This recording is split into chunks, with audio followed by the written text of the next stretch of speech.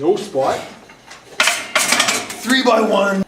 Shooting hoops, catching baskets, and making it rain.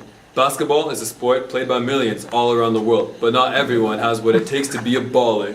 I decided to take some time out of my day to teach you what it takes. Tip number 1 is picking up the lingo. Every true baller knows how to communicate with his brothers. A granny shot is the move you pull when your arms are too weak to do a proper one. When you do it, it's because you just did arm day and you're a little bit gassed. But when anyone else does it, it's because they're weak and small.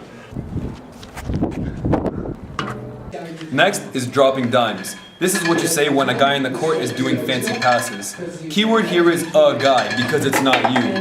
Passing the ball is a sign of submission, and I can't think of anything more beta than admitting another man can do something better than you can do it. A true man of the sport doesn't need another man grabbing their ball to finish the job.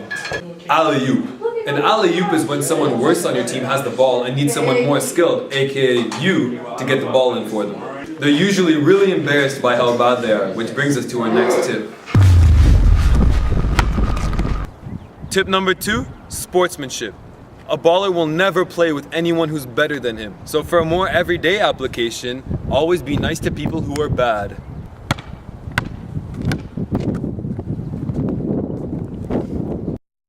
He's so bad at this. I'm sorry. You actually... I'm sorry.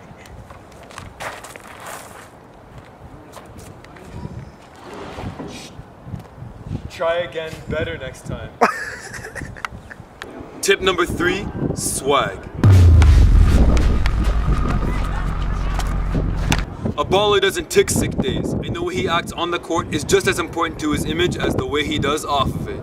Have you ever seen a baller who looks at his feet when he's walking or apologizes when someone cuts him off? The answer is no. That's because when you're balling out, you're more important than everybody else. If you don't plan on adopting this kind of lifestyle, then you can kiss your dreams of being a baller goodbye and say hello to flannel button-ups and feel the burn bumper stickers for your Prius. If you have swag and nobody knows you have swag, you don't have swag. Telling people you have swag is the equivalent of making a joke to a room without looking anyone in the eyes, then looking desperately around at blank faces only to be answered with one single pity chuckle by the guy who your mom wishes you'd be more like, or when you try to show someone a funny YouTube video in a loud place so they can't hear the video, but they have to keep watching because there's a really funny part coming up. It's embarrassing for everybody involved, and it makes you look weak. Tip number 4 is don't hold back. Doubting yourself is not baller behavior.